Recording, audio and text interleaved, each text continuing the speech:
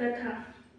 गुरुवार को बृहस्पति देव के पूजन का विधान है। जो कोई बृहस्पतिवार के प्रदोष का व्रत करता है उसको समस्त विद्याओं की प्राप्ति होती है एवं व्रती दीर्घायु होता है। इस दिन पीले पुष्प पूजन में चढ़ाए जाने चाहिए और ब्राह्मणों को पीले वस्तुओं का दान करना चाहिए तथा स्वयं पीली वस्तुएं नमक व तेल रहित खानी चाहिए तथा पीले वस्त्र पहनना चाहिए।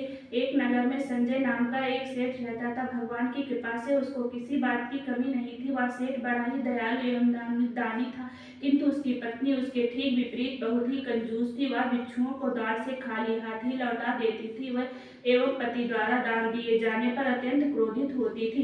एक दिन स्वयं बृहस्पति भगवान साधु के वेश में आए और भिक्षा के लिए आवाज लगाई। उस समय सेठानी अपना घर लीप रही थी, अतः उसने कहा कि महाराज, अभी मैं इस काम में व्यस्त हूँ, अतः आप खाली समय में आए तभी मैं आपको भिक्षा दूंगी। यह सुनकर गुरु महाराज वापस लौट आए। कुछ दिन बीतने पर पुनः बृहस्पति देव फिर सेठानी के यहाँ भिक्षा मांगने के लिए गए, किंतु इस बार सेठानी भोजन बना रही थी। उसने कहा कि मुझे इस समय फुर्सत नहीं है, फिर आना। यह सुनकर वह पुनः वापस लौट आए। कुछ समय पश्चात पुनः गुरु महाराज सेठ के घर गए, किंतु सेठानी ने मैं खाली नहीं हूँ यह कहना बहाना बनाया, परंतु पुनः उन्हें लौटाना चाहा। साधु महाराज बोले, इस बार तो तुम्हें दान एवं भिक्षा देने के लिए कभी समय ही नहीं मिलेगा, तब तुम एकदम खाली हो जाओ। बृहस्पतिवार को इस कुछ दिन चढ़ जाने के बाद सोकर उठो तथा घर में झाड़ू लगाकर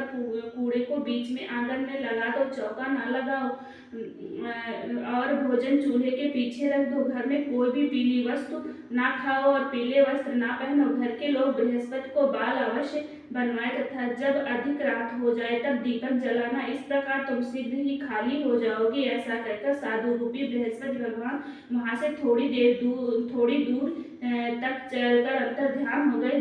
सेठानी ने भी साधु द्वारा बताए हुए कथन के अनुसार अपने कार्य करने आरंभ कर दिए, जिससे कुछ दिनों में सब धन का नाश हो गया। वह भोजन तक को तरसने लगी, किंतु अब सेठानी को पूर्ण अवकाश था।